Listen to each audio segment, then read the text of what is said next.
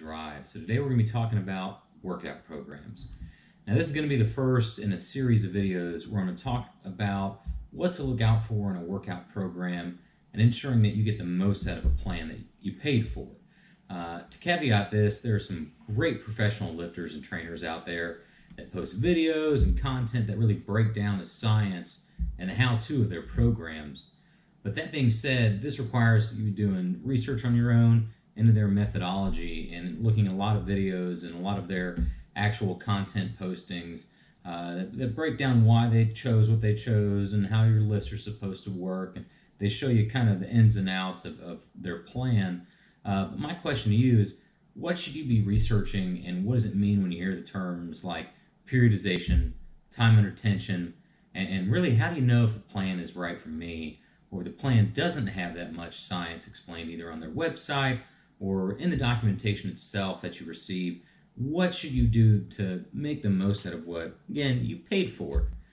So we're going to talk about periodization, and when we look at the repetition range that's selected on some of these programs, it's important to note that after a few weeks, this number should change in the plan. Flip through a couple of the pages, you'll see weeks like 1 through 4, 5 through 8, 9 through 12, etc.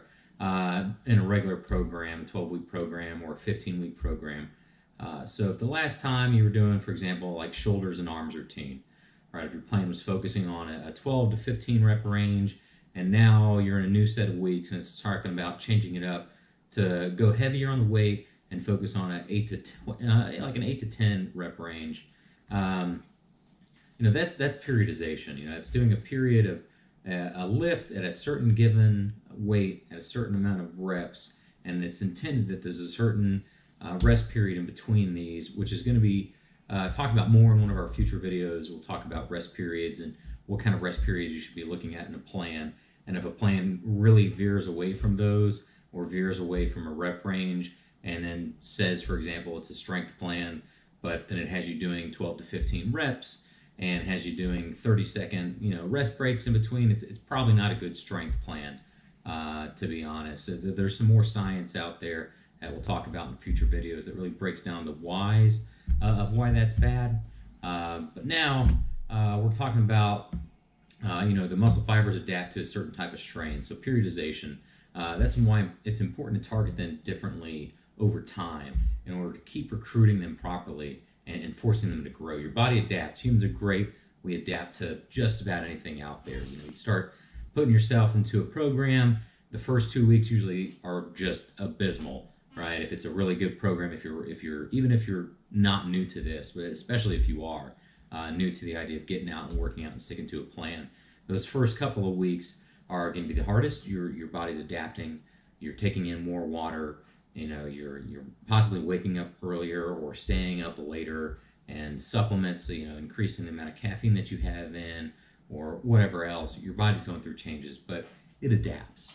So what happens after you adapt to that? We change the program up, and that's the new period, right, or periodization.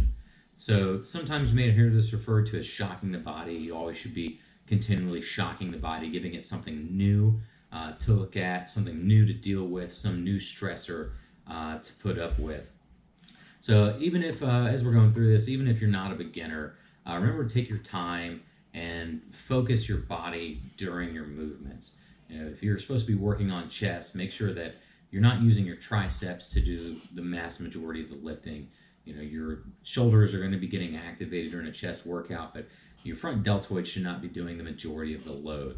Right? You should be focusing on your chest moving the weight, right? Or bicep curl, right? Your back should not be helping you arch and assist to move the weight, right? Strict, concentrated movements, right? And as we target these muscle groups and we move the weight, your muscles are going to swell with blood and oxygen. That's the burn that you feel. You're going to be burning lactate, and that's awesome. That gives us the pump that we want.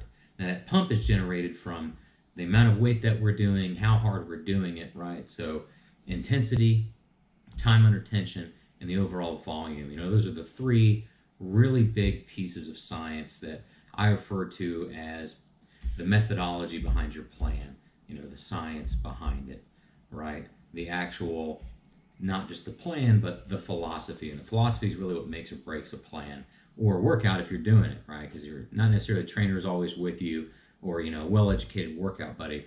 A lot of times this is just straight up to you to do these workouts and to do them to the best of your ability, right? So time and retention, what is that? Well, it's used in strength and endurance training and hypertrophy training, and it's focused on how long you maintain holding or moving a weight during each and every repetition. So you can look at this as a time per rep, or the time for a given muscle group to actually handle a load throughout a workout.